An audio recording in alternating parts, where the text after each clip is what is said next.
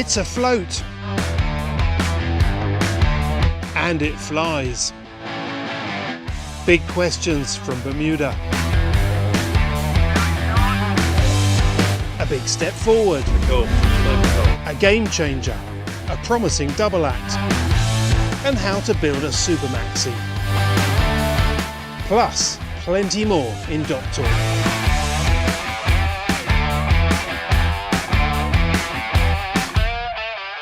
But first,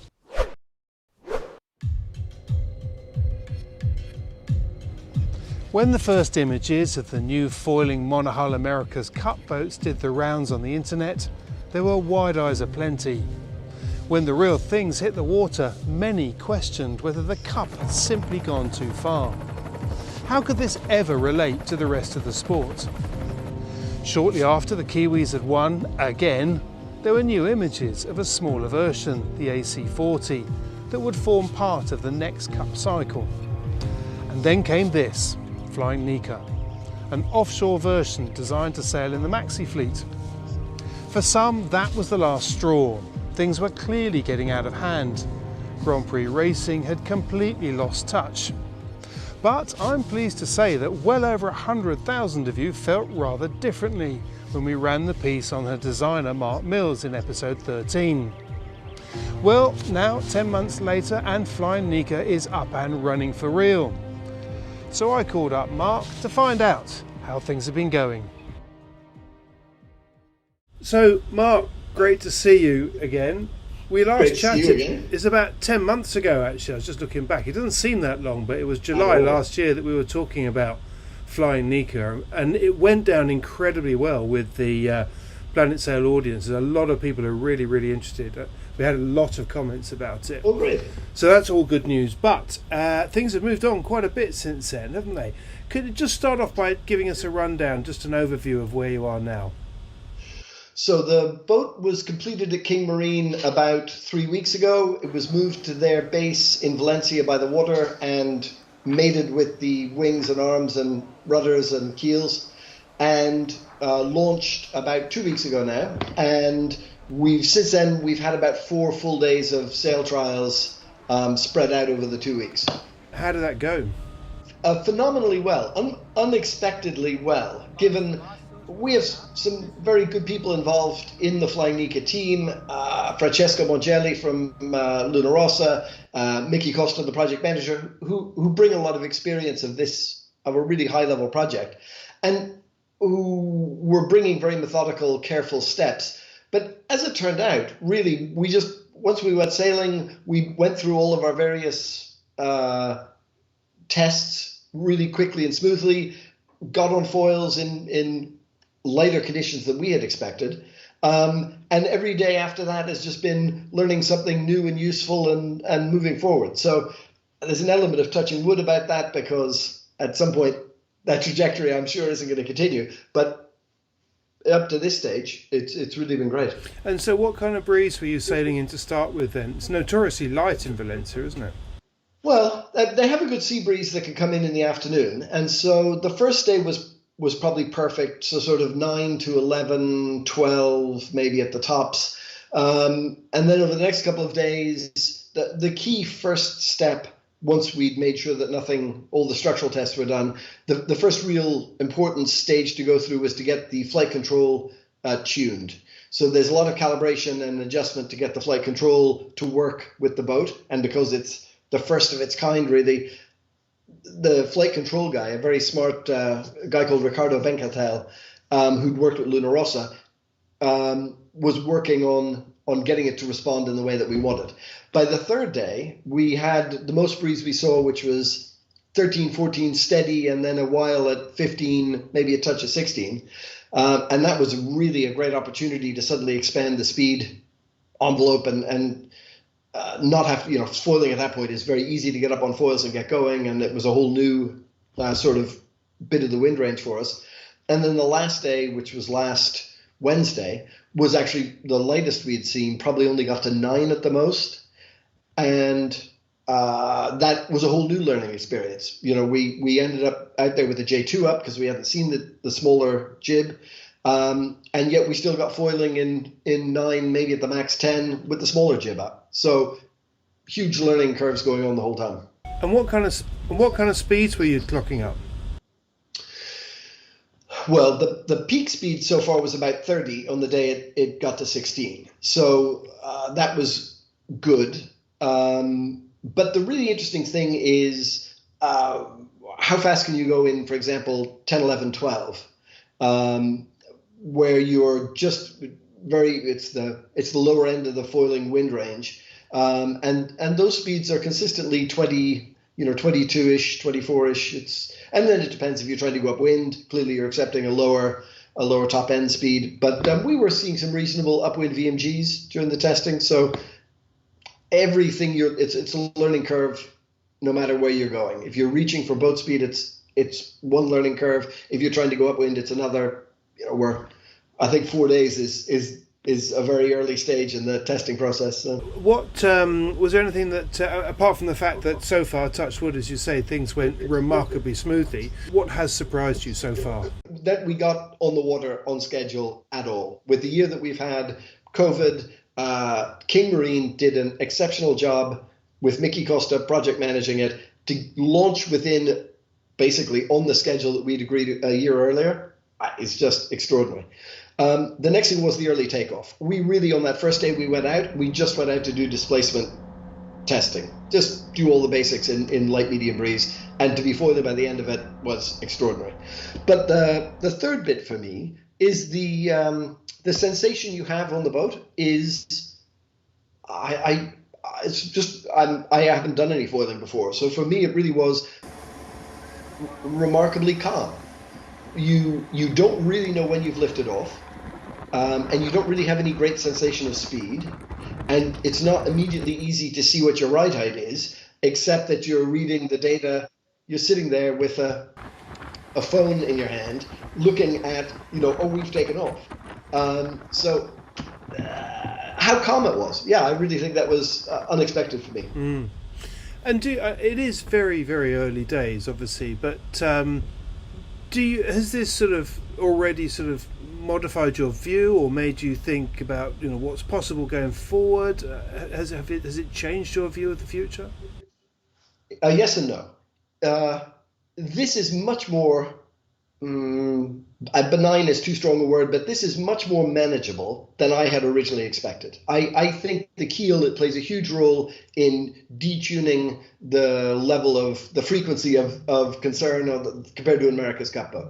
So I'm sure that this is a much more accessible solution than we had realized at the outset. Do I think that it's actually going to become more than a small part of the sailing market? No, I'm sure that's not the case. The expense, the complexity, all those things are always going to keep it, I think, as a very interesting segment of the market. Yeah. And what are the goals for the project? I mean, you explained them last year, but just remind us what the owner wants to do with the boat. So he is a vice president of the IMA, and so he really wants to be able to compete in the International Maxi Association, and he really wants to be able to compete in maxi events. So that sets the size of the boat. That's why it's little over 60 feet.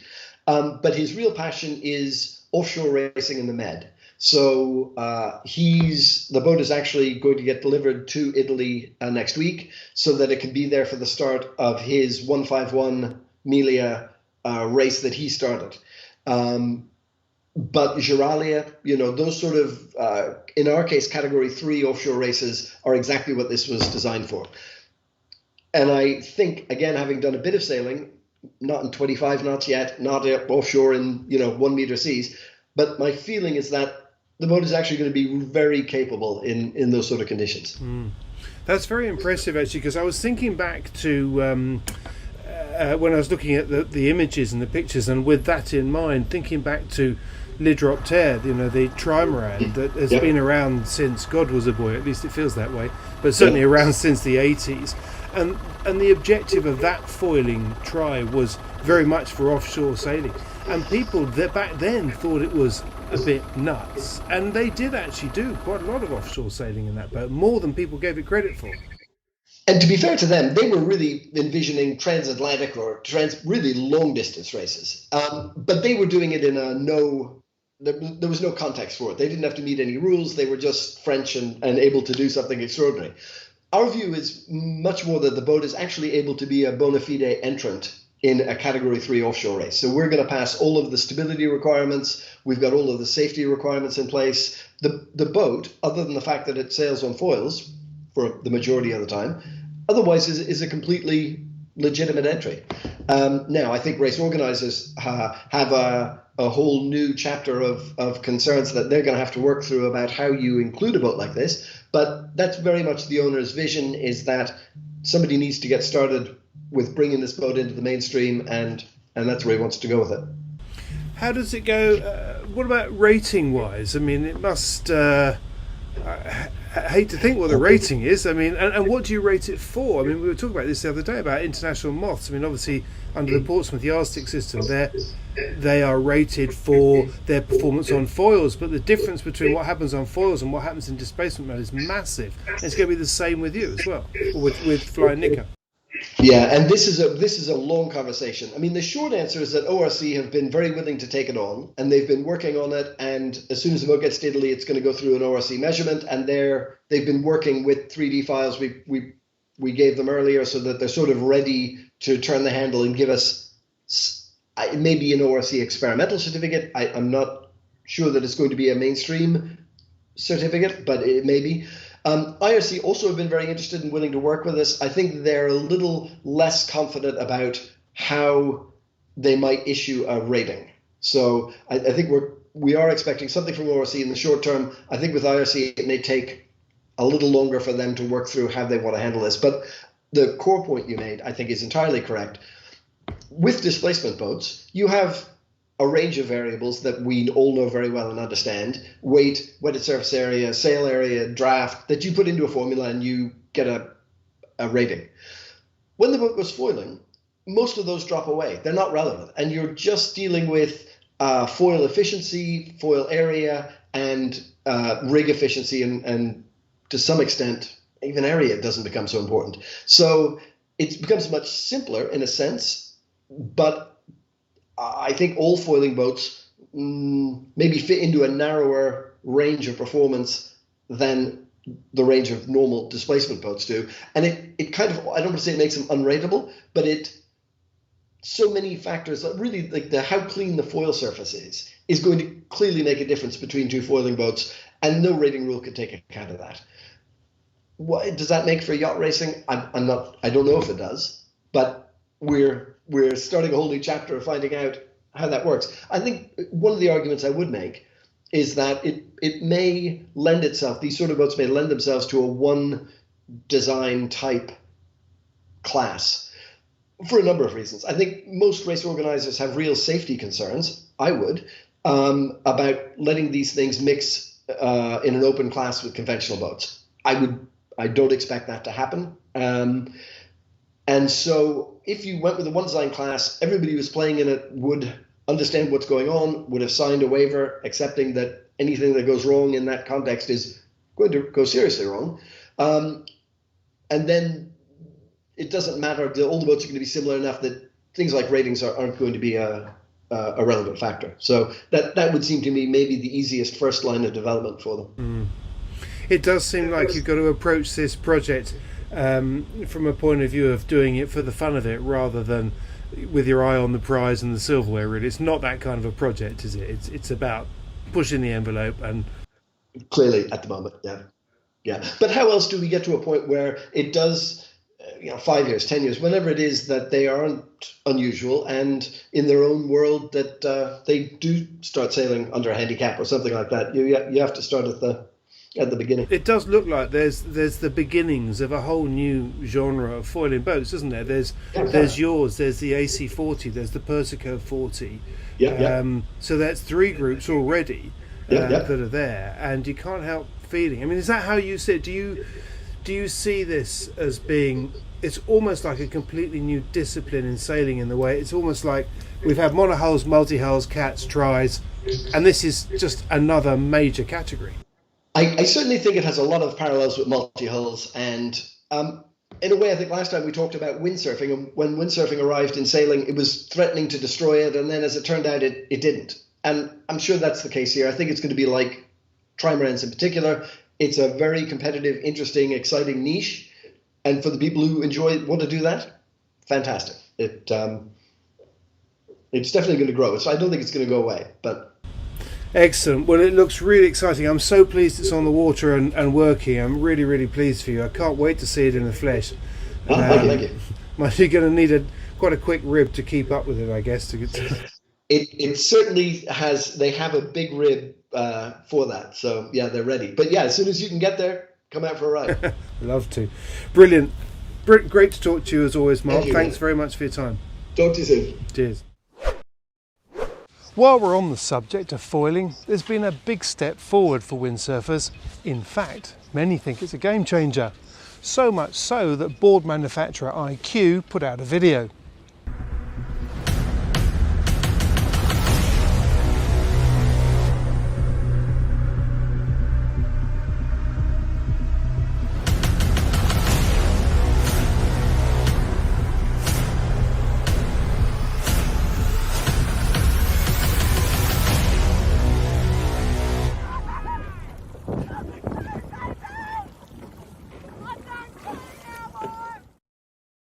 I remember the first foiling tack in the America's Cup ahead of the Bermuda event. While it was impressive, it certainly wasn't slick, but look at them now. So this really could change the game for windsurfing and allow the boards to do what they've never really been able to do before, going upwind quickly and close to the wind. And that's going to change the look of this class come the games.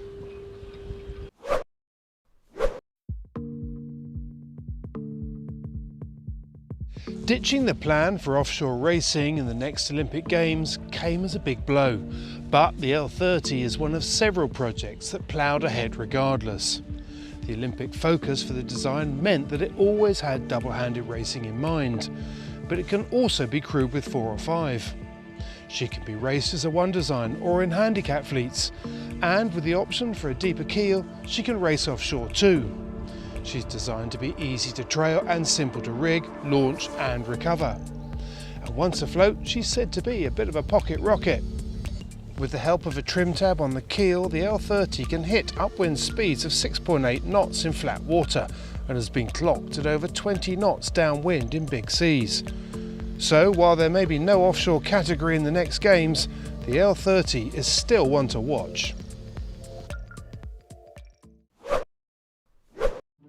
Delivering performance in both short-handed and fully crewed configurations was the design brief for Ben Rogerson's 41-footer. The initial inspiration was the vibrant and competitive short-handed scene among the Class 40s.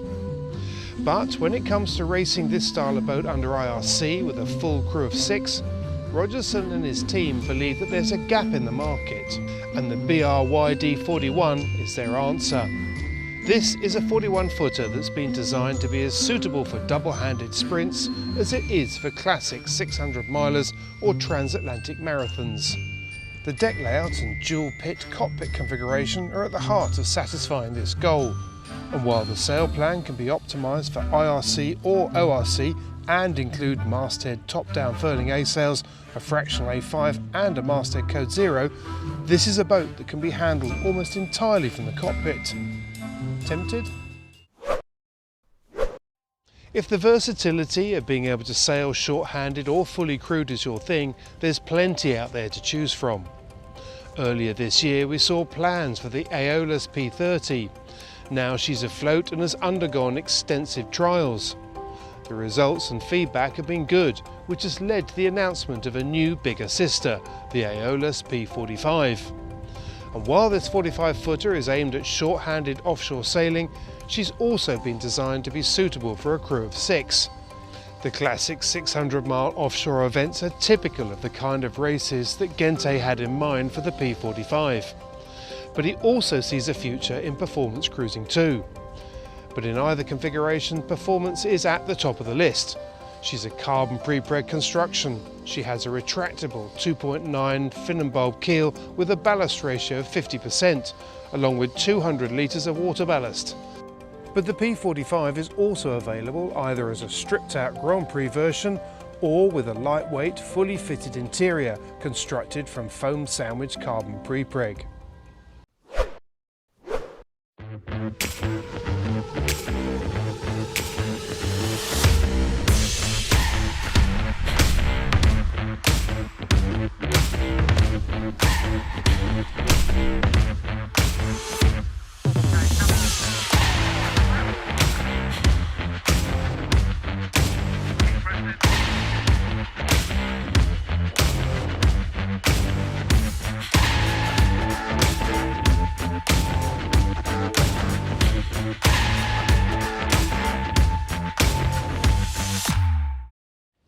Season 3 for SailGP kicked off in Bermuda a few weeks ago.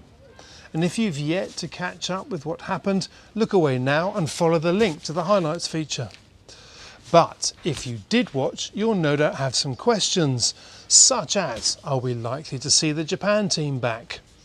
The shortage of a 10th boat, which is still in build, makes it sound like it could be a while before we see Nathan Outridge's team back on the water. Some are even asking whether they'll be back at all. Whatever the outcome, they won't be racing at the next event in Chicago, which is not only a blow for them, but also for the event. Since the start, they spent much of their time at the front of the fleet.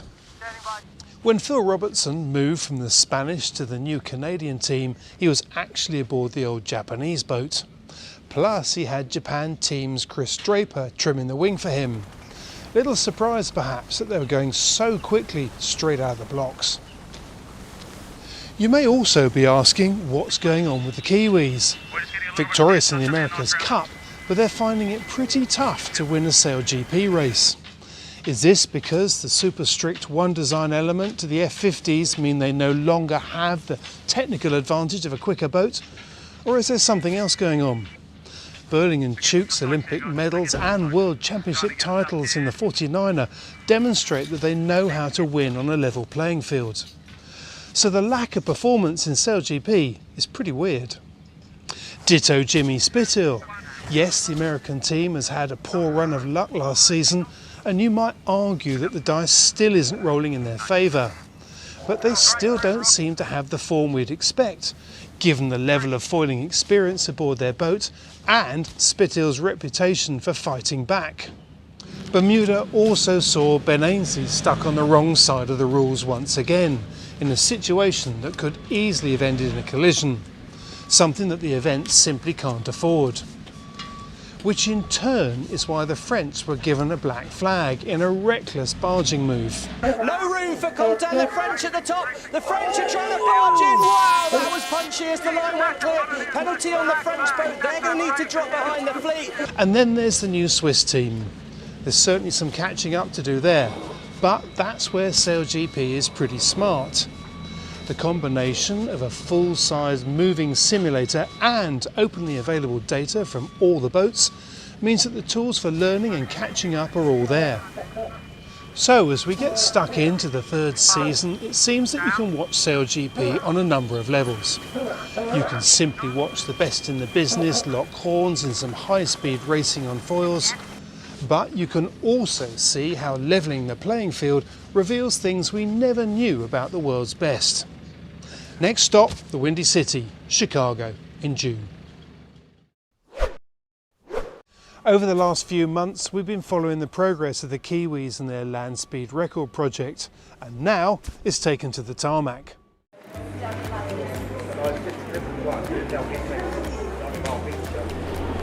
It's quite a surreal feeling, to be honest, to land back in Auckland, and pretty much 12 months since we departed.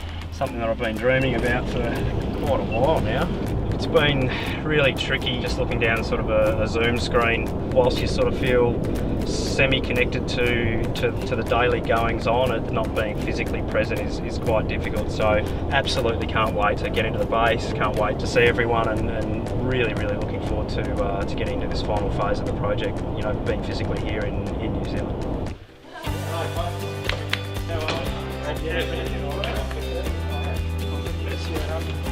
This is the part of the trash, you know, on the... Yep. Absolutely brilliant to finally get here to Auckland and the base and check out all the componentry that's coming together for the land yacht. It's been a huge amount of parts that have sort of arrived, and to see all the bits and pieces in the flesh is absolutely excellent. And really now it's just a matter of going and checking out the actual craft itself, and over the next couple of weeks put all those componentries together, and look forward to getting into some testing over the next couple of weeks. Good to be able to stop sometimes for these sorts of projects, Yeah, so that's all we need there, and then you've got your 2 pump trucks. One here, one here. Day one, to be honest, it's about putting it together here and what we're doing. We've put it all together in the workshop, but bringing it together here, so when we're out on the lake, we've basically got nothing, we're on our own. So it's actually kind of neat to have to recreate ways to put the vehicle together. All those principles that we use when we're rigging our boat down at the beach, we're going to use the same principles here. Capsize the boat, put the wing in, bring it back upright, stabilise it, and then from there, basically she's ready to sheet on. Yeah, quite excited to say the least, but whilst exciting, you've got to keep it chilled and keep a lid on it. Going to ease ourselves into it and just try and tick as many boxes off we can in the sort of about the hour window that we've got here out at Whanulpai, so looking forward to it. I'm ready, mate, we're good.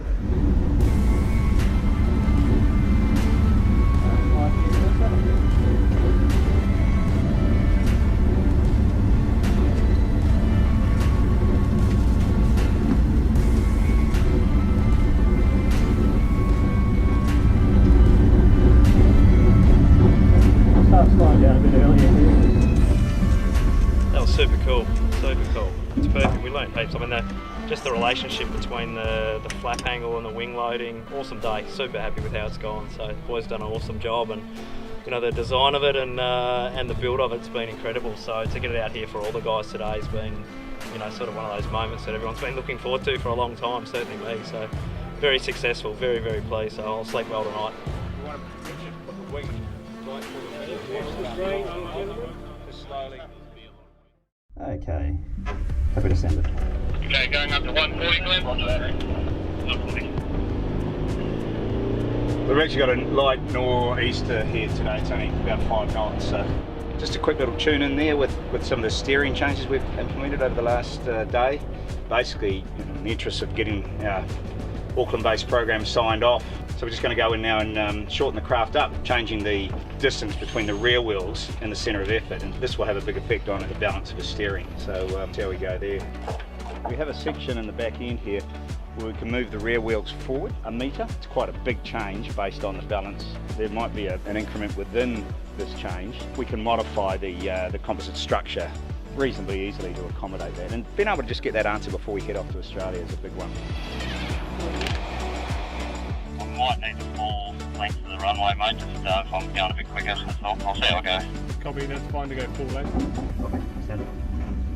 Or sort of easterly direction. Fine, easier, 2, 1, clear.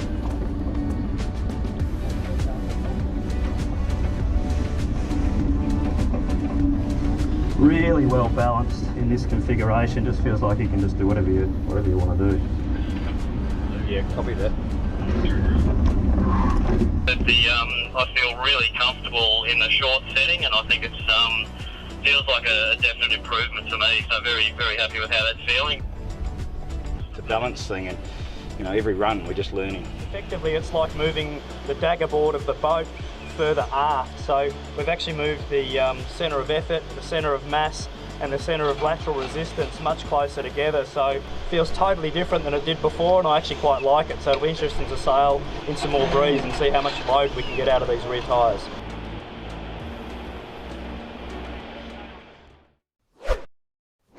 Last year in the Ocean Race Europe, the non-foiling offshore team Germany demonstrated how, when it gets light and tricky, a conventional Nikka 60 is still a pretty potent machine. After winning the event, we asked owner Robert Stanczyk whether he was now thinking about the big one, racing around the world in the Ocean Race. He was quite coy at the time, but now it seems he's made up his mind and changed his boat.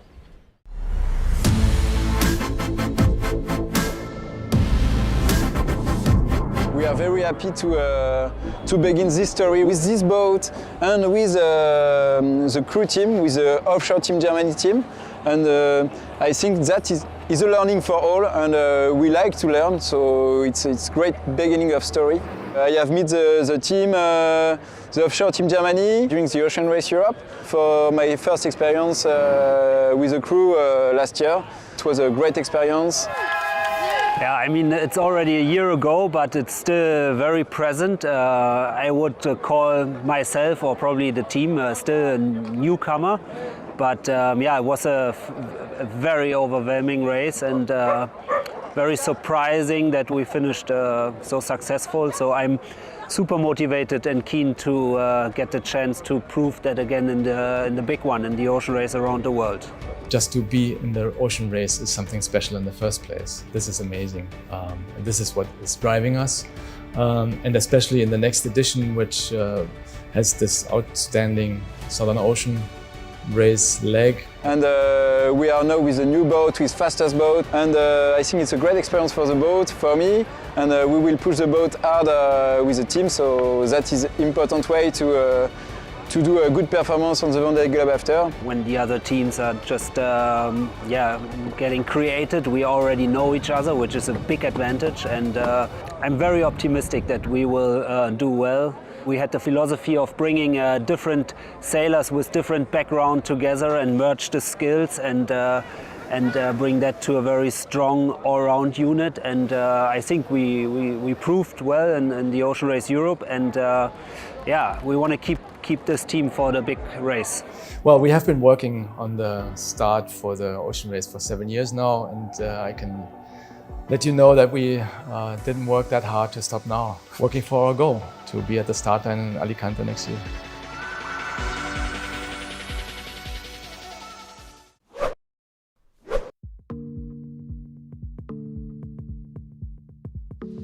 For many of us, hoisting a sail and marking the halyard position with a black marker pen will be as close as we get to calibrating the luff tension. But a new system developed jointly between Cyclops Marine and North Sails promises to take the guesswork out of the process. The Smart Luff system is based around an electronic strain gauge that will help you achieve the optimum shape for a headsail or code 0 by monitoring the actual load in the luff of the sail.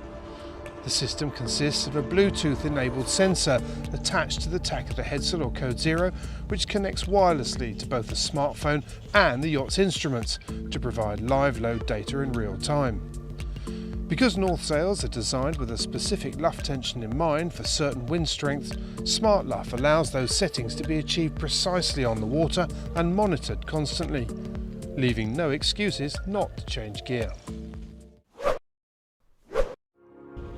Compared to the ropes and wires of the past, stretch as we knew it is a thing of the past. Modern materials such as Dyneema have all but ruled it out.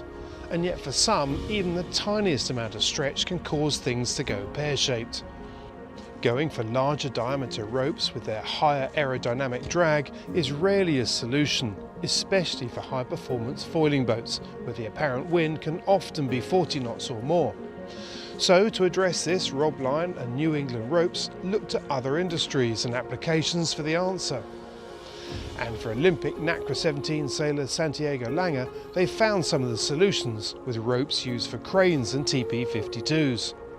And while matching the cover to the core, resolving handling issues, kink resistance and chafe meant it wasn't simple, the result is Rob Line Dinghy Star Pro Ultra STS, a long name for a product that's aimed at staying short.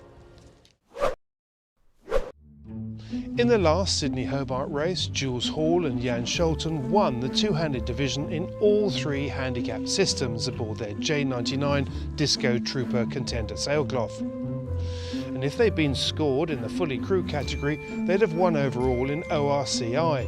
Impressive stuff. Their mainsail and jibs were made from Contender sailcloth's ZZ Jet Black Aramid laminates. These laminates are optimised for lightweight and durability by balancing adhesive content with fibre loading to the lightest weight possible without sacrificing bond strength. To achieve this, high modulus Twaron 2200 fibre was incorporated into the warp and high modulus Technora in the fill before the final laminate was achieved between two black film layers. And for Hall and Scholten, there was no doubt that it formed the foundations for success. Norwegian Bavaria dealer Claes Eliasson had a question. How much faster would a Bavaria 38 go if you pared down the kit on board and replaced the standard wardrobe with some high-performance sails? To find out, he enlisted the help of designer Maurizio Casuti and North Sails Norway. The goal was to see just how much additional performance they could get from a standard boat without resorting to extreme or expensive modifications. So, from the bathing platform to the bow thruster, anything that wasn't strictly necessary didn't make it on board. And although the weight savings came readily, they resisted the temptation to invest them in performance items, such as a deeper, heavier keel. Instead, they kept true to the standard boat and focused on improving the efficiency of the sail plan. It's early days, but the first signs are that the performance and handling has been transformed. And while the project isn't about racing, the C38 Sport has been on the podium several times already. Now, as you'll know, last season we followed Dee Caffari and James Herrera in the short-handed season. And this season, I'm pleased to say, Dee's back with us. And your season's changed a bit, hasn't it? I mean, the game's moved on for both of you. The game's moved on for James, and you're doing something different, which we'll come on to in a minute.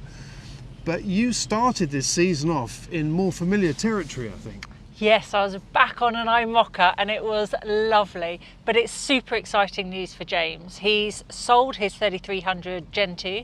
The boat will still be racing in the UK circuit, so it's still going to be competition out there for everybody. It's in good hands. But he's moved on, he's purchased an IMOCA, and I went to Lorient in France and helped deliver it back to the UK with him. So we took 2 sailors from the Gen 2 youth sailing programme that he's put together as well. They came on the delivery back and they hadn't even sailed overnight before, so that was super exciting for them.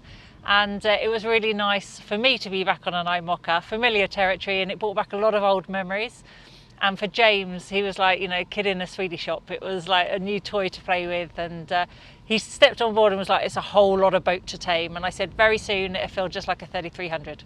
That's when you know you've got it under control. Well, you say he was like a kid in a sweetie shop, which I suspect he was, but looking at the video that you made of it, I could see you were quite taken by it as well. Anyway, have a look.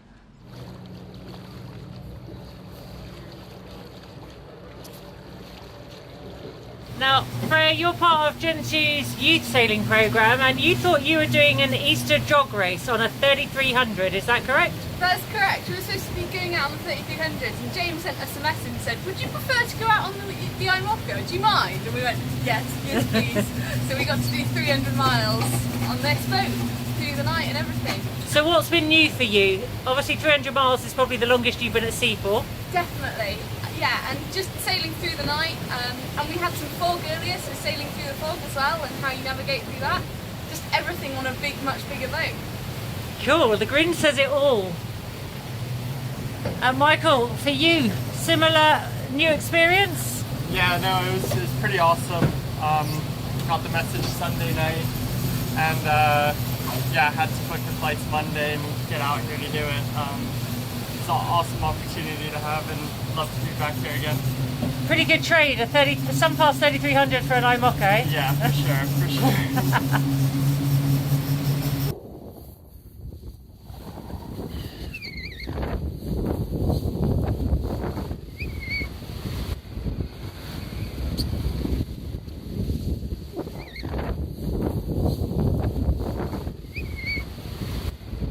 Right, James, 300 miles from Lorient, just coming in the Needles Channel, and you got a big grin on your face. Yeah, it's lovely. We've for most of the delivery it's been quite light wind, so this is the strongest we've had. It's, how windy is it? 12, 14 knots now? Yeah, 14. So yeah, it's good. Perfect timing. We're here early, which is nice as well. And yeah, just super excited to have the boat base now back in the UK and begin training. It's been so good to be back on an IMOCA. I realise how much I've missed it, and realise how much I haven't forgotten, which has been pretty cool. I made James make sure he played with all the systems while we were offshore so that he can grow in confidence. It's a whole new beast for him, and we had a lot of fun. Sadly, the trip was upwind all the way home, can you believe it? light wind, so it was good starting place, but we didn't get to play with the downwind wardrobe, and that would have been a bit more fun, but there's plenty of time for that.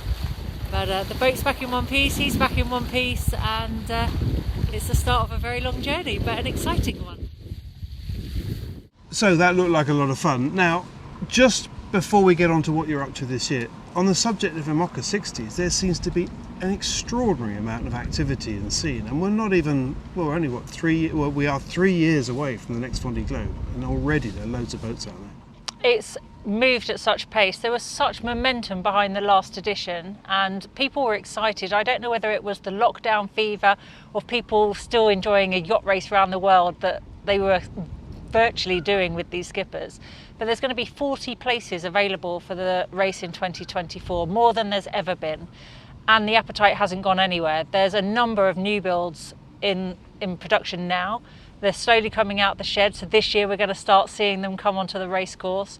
And there's still some in line. And there's that IMOCA shuffle at the end of a Vendée, that 12 months afterwards. We call it the IMOCA shuffle, where it all changes hands. Like transfer season. It is. It's a little bit like transfer season. So everybody's getting their hands on a new boat and understanding how it works and stuff. And also that original kind of line of IMOCAs where people want to progress from, that opens up a new breeding ground for new skippers to come in, which is exactly what James is trying to do. He's got his hopes on 2024 on his boat, and it's a 2007 boat.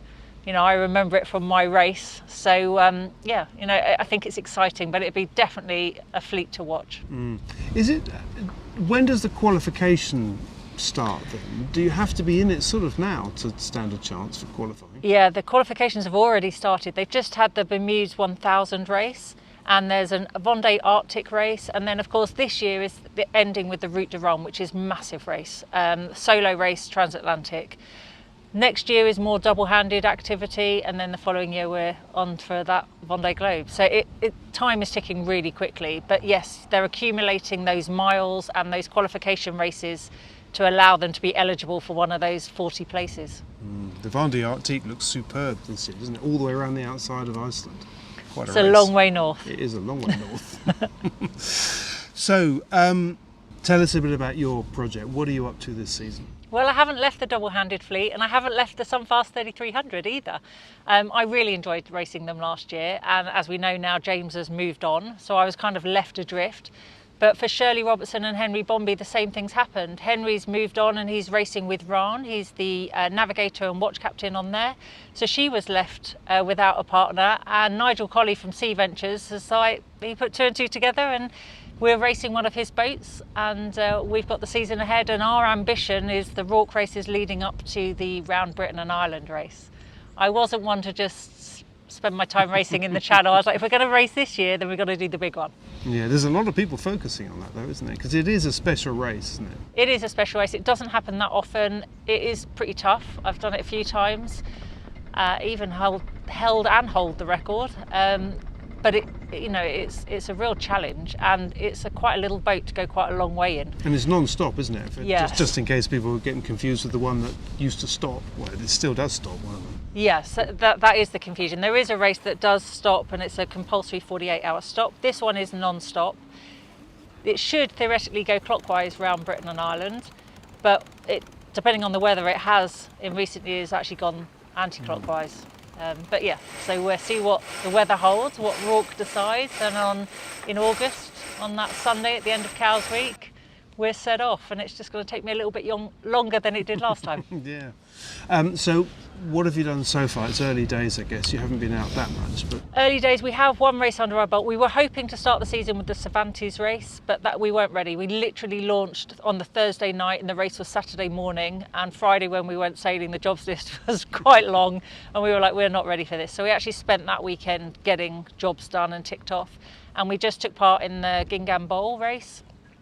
We're still talking to each other. The boat's still in one piece, we're still in one piece, so it was a good start. But there's so much to learn. It's a whole new sail wardrobe, and getting that confidence in where those angles are with the right sails takes a little bit of time. Getting the rig set up how we're happy with, and just understanding a new boat. This has got a few more aspects to it than I'm used to with Gen 2. Both of us come from sailing previous 3300, so we're bringing both our experiences together on this 3300. and we'll get there. I think it's going to be exciting. It's very interesting looking at it from your campaign from the outside, because you're two very different characters, or you come from very different parts of the sport, don't you? I mean, you're very much the offshore person, and Shirley's very much sort of Olympic and that level of competition and that style of racing as well. Do you see that as an asset, that you're sort of two sides of the same coin? I'm really confident that we've got really complementary skills. As you say, we come from the two extremes in our sport, and coming together, I think, I'll help develop her offshore confidence and knowledge, and likewise, hopefully I'll learn a lot of top tips about making a boat go fast, because Shirley can't drive a boat slowly, so that's the good news. And I think we're learning about each other as we sail now leading up to the big race. It's probably going to be between 10 days and 2 weeks. It's a long time to spend with someone on a little boat. We need to understand how to communicate with each other to get the best from each other. So that's part of the process as well as we're building up to the race. Don't forget to video it. I'm going to try my best. We will be documenting the whole process, and obviously I'll share my insights. Yes, well, we look forward to that, because they were very well received last time. So exciting to hear, and good luck with it all. Thank you. Now, as you may have seen earlier in the year, in Planet Sail, we showed you how you could build your own J-Class yacht out of Lego. Well, if you were taken by that but fancy something a little bit more sporty, here's an idea. In episode 17, we ran a piece about how students Carl Kumsted and his friend Willie Honesay had created the designs for a J-Class yacht that could be made out of Lego. Well, now they've gone a stage further and created a Lego model of the Supermaxi Comanche. It's 85 centimetres long and 140 centimetres high, and uses more than 2,800 virtual bricks. So if you're after a boat building project that doesn't include resin and vacuum bags and can be safely performed in your living room, email Carl and Willie. Alternatively, you could head to their crowdfunding campaign. Once again, and as always, thank you so much for watching. Please do keep spreading the word. And on that subject, we're currently running at over 220,000 views a month, which is absolutely fantastic. So thank you for that as well. It makes a huge difference to what we can do with the channel going forwards. And if those are the kind of numbers that you, your business, or indeed your event likes the sound of, let's talk. In the meantime, stay safe, stay well, until next time.